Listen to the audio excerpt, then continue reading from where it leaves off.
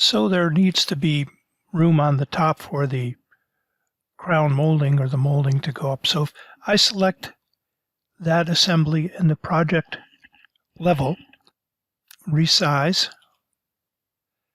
and I want to resize from the bottom to the top by that 2.5 inches. And I'm going to shrink it. You see that the container, the assembly, kept its height, but the materials within all changed. Now I can take and insert yet another board and move that all the way to the top. Using the red dot, I'm going to do this. The top of those boards are 62.5, so the bottom of this board is going to be 62.5, changing the thickness this time. Looking at it from the front. So I grab that board edge, click contour, and I'm going to put a cove on. And immediately I see that's headed the wrong direction. What I want to do is put the contour on this edge as well, and I'm going to change that radius so it's 1.5, like that. Now if I come back to the assembly level, see I have my first cabinet pretty well made up. To insert a door, go to the library, filter by doors. I'm going to bring, say, this door in. Just drop it on there. So that's insert, locate, and size. So locate, in this case, is going to be that blue dot. Right-click, copy. This blue dot, right-click, paste. Just notice the bottom of this rail is 26. So I'm just going to make this 26 as well.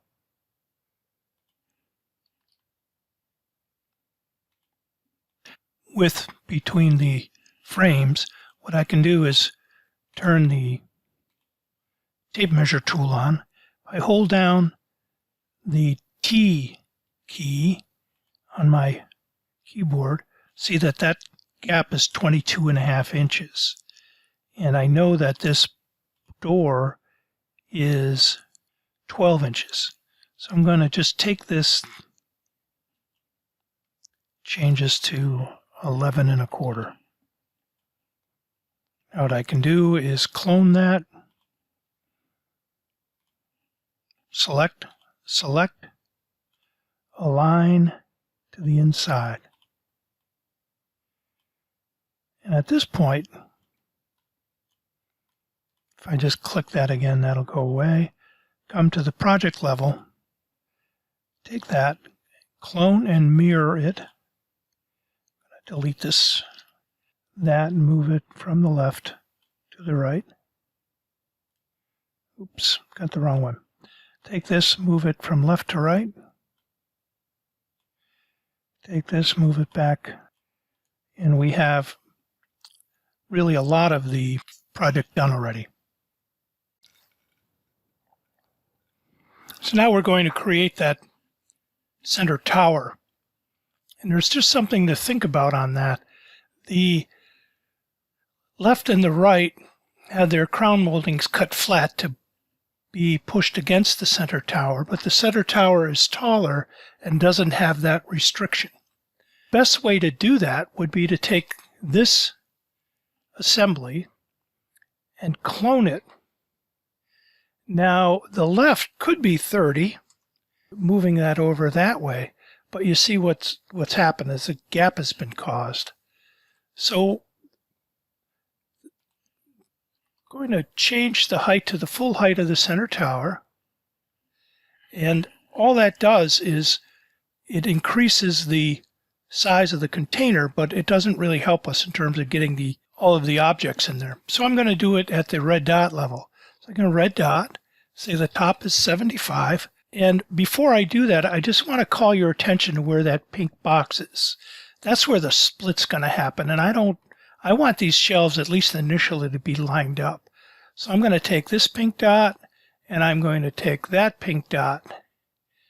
And now I'm going to try that same motion. This is 75, and you see that the shelf stayed in place. Now I can take, from that left value, I can take 2.5 from it. So if I pause there, subtract 2, 5, and just move it over that way. Now I have the effect I want. Center tower is actually deeper than the two end towers. Take that and move it all the way to the front.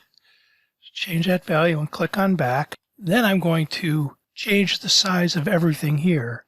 The way I do that is at the project level, resize this. Now the resize is going to be front back. What I can do is I can say I want the back of this unit to be at 19. Changing the depth. Now what's happened is I've got the depth that I need. The left side of the center tower is spaced perfectly to the right side of that left tower. First thing I want to do is I want to add 2.5 inches to the assembly on the right. This is plus 2.5. Change its width. Now I've got the room to take that assembly out. What I can do is do that red dot. Now that pink plane is exactly where I'm going to want it. So if I say the new right is 90, like that, I basically achieved what I wanted. Of course, I'm going to have to go in and adjust those doors a bit. If I jump down to the assembly level,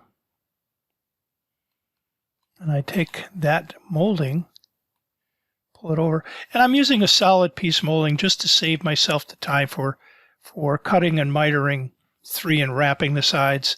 It just doesn't make any sense to have to cut those up.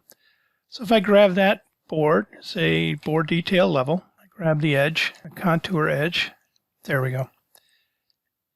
And now when I come back to the assembly level, I've got what I need here, and then come back to the project level, and there it is. Now there's a certain amount of work that has to be done within the assembly. So I take this door and just kind of arbitrarily make it 18 inches wide.